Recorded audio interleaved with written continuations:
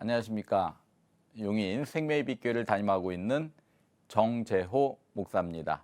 오늘은 여호수아 6장 18절 19절 본문을 통해서 첫 것을 구별시켜라 라는 제목으로 은혜를 나누고자 합니다.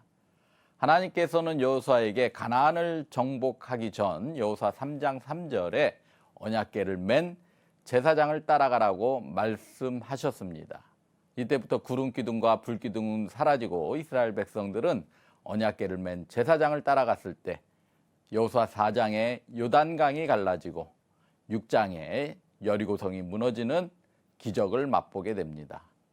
그런데 여호수아 7장에서 이스라엘 백성은 여리고성에 비해서 아주 작은 아이성에서 대패하고 맙니다. 오늘 본문을 통해서 가나안을 차지하기 위한 축복된 삶을 위한 영적 전략 세 가지를 살펴보고자 합니다.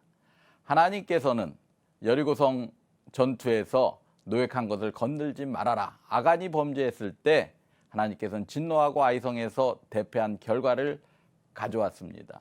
하나님께서는 첫 번째로 우리가 이 땅에서 가나안의 축복을 받기 위해 첫 것을 구별시키기를 원하신다는 사실입니다. 이것은 하나님을 으뜸으로 섬겨라. 예배 우선의 원리입니다. 하나님께서는 여리고성에서 노획한 그것은 하나님이 하신 첫 전투요.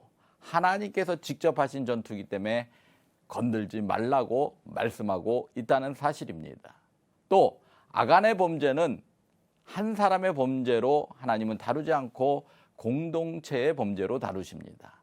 우리 교회에 한 사람이 잘못된 행위를 한다면 그것은 하나님께서 목회자뿐만 아니라 하나님께서는 교회 공동체의 잘못됨으로 다루신다는 사실을 우리가 꼭 알아야 될 것입니다. 또 아간이 범죄했을 때 하나님께서는 아골 골짜기에 아간뿐만 아니라 그 자녀들 또 종들 모든 물질들을 다 묶고 나서야 하나님의 진노가 멈췄다는 사실입니다. 그만큼 하나님은 첫 것을 구별시키는 것을 매우 중요하게 생각하고 있다는 사실입니다. 첫 것은 하나님의 것입니다.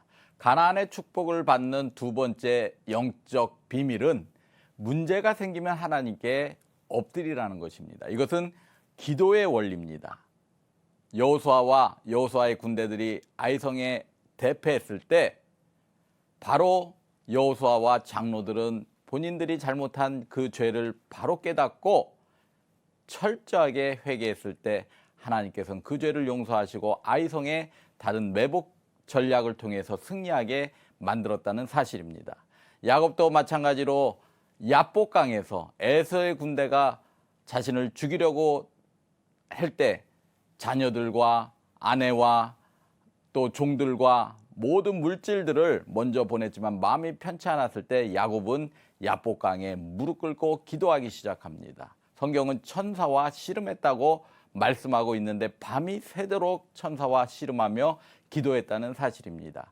그때 야곱은 아침에 분이엘의 아침을 맞아 에서의 군대가 자신을 죽이려 하는 것을 피할 수 있었다는 사실입니다. 세 번째로 가나안의 축복을 받는 세 번째 비결은 스스로 성결해야 된다는 사실입니다. 영적으로 깨끗해야 된다는 사실입니다. 여호수아 7장 13절에 영적 성결의 원리를 하나님께서 말씀하고 있다는 사실입니다. 하나님 앞에 정직하라는 겁니다. 자신에게는 성실하라는 겁니다. 누가 보든 안 보든 크리스찬들은 자신에게 성실함으로 말미암아 많은 사람들의 본이 되어야 됩니다. 또 하나님 앞에 겸손한 것이 영적으로 깨끗한 겁니다. 여호수아와 장로들과 이스라엘 백성들은 여리고성에서 승리한 것을 가지고 교만함으로 말미암아 아이성에서 대패하게 됩니다. 그러나 하나님 앞에 겸손할 때 하나님께서는 때를 따라서 영적 전략 또 전술들을 가르쳐 줌으로 말미암아 이 땅에서 우리가 신앙생활에 승리할 수 있는 비결들을 알려주신다는 사실입니다.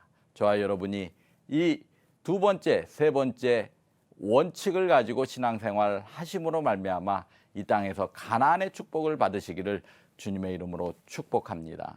교회는 영적인 실체가 존재하는 곳입니다. 교회는 눈에 보이는 실체만 붙잡는 표피적인 공동체나 단체가 아니라 하나님의 영적 실체가 존재하고 다스려지는 곳이 교회인 것입니다. 그러므로 우리 신앙생활은 경건한 두려움을 가지고 해야 됩니다. 두려움, 포부스라는 헬라어 단어를 쓰고 있는데 사단은 교회의 탄생과 성장, 부흥을 끊임없이 방해하고 있다는 사실입니다.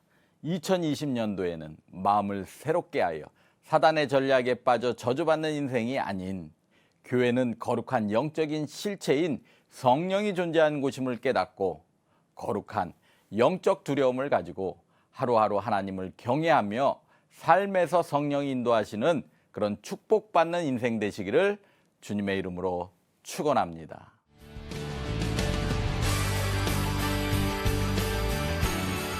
In a beautiful